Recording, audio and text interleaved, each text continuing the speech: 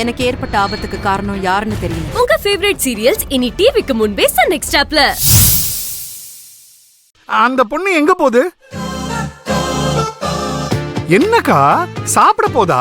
எனக்கும் பசிக்குது, நானும் போய் சாப்பிட்டு வந்துடுறேன். அவ சாப்பிட போலடா அந்த மண்டபத்துக்கு. என்னக்கா என்னமோ மண்டபம் சொல்ல வந்து இப்ப திடீர்னு முழிக்கிற, என்ன விஷயம் சொல்லு. அதெல்லாம் உனக்கு சொன்ன புரியாது. எனக்கு புரியாதா? என்ன புரியாது? அப்படி என்ன எனக்கு தெரியாத விஷயம் அந்த பொண்ணுக்கு தெரிஞ்சிருக்கு? என்னை விட அனுபவசாலி அந்த பொண்ணு. ஒரு ஆம்பளைக்கு எவ்வளவு அறிவு இருந்தாலும் வாழ்க்கையோட அனுபவத்துல ஒரு பொண்ணோட போட்டி போடவே முடியாதுடா. ஏன் முடியாது? எனக்கு தெரியாத இந்த உலகத்துல எந்த விஷயமே இல்ல. உலகத்தை விடு, இந்த மண்டபத்துக்குள்ளேயே உனக்கு தெரியாத விஷயம் 1000 இருக்கு. என்ன விஷயம் அது?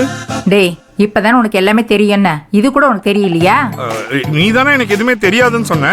இப்ப சொல்லு, தெரிஞ்சுக்கிறேன். சொல்லு, தெரியாதனால தான் கேக்குறேன். டேய், உனக்கு ஒண்ணும் தெரியாதுன்னு இந்த உலகத்துக்கே தெரியுமேடா.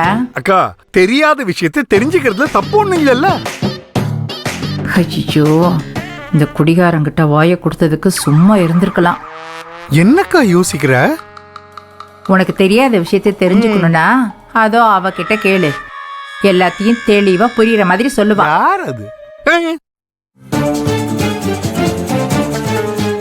ஐயோ, இவகிட்ட பேசினா நமக்கு தெரிஞ்ச விஷயம் கூட மறந்து போயிடுமே. ஐயோ, இங்க என்ன 2 பேரும் பேசிட்டு இருக்கீங்க? நீ கொஞ்ச நாளாவே கிளுகிளுப்பா இருக்கியா? அத பத்தி தான் கலகலப்பா பேசிக்கிட்டு இருந்தேன். நம்பிட்டேன். என்னம்மா 200 ரூபாய் வேணுமாமா?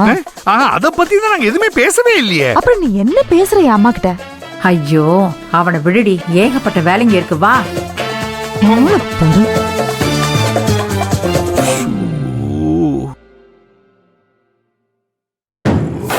நீங்க 2 பேரும் எங்க போயிட்டு வரீங்க? நலங்கு வைக்க நேரம் ஆகுதா இல்லையா? போய் ரோகிணியை கூட்டு வாங்க. இத கூட்டிட்டு வராங்க. போமா போமா போ. வந்துட்டேன்.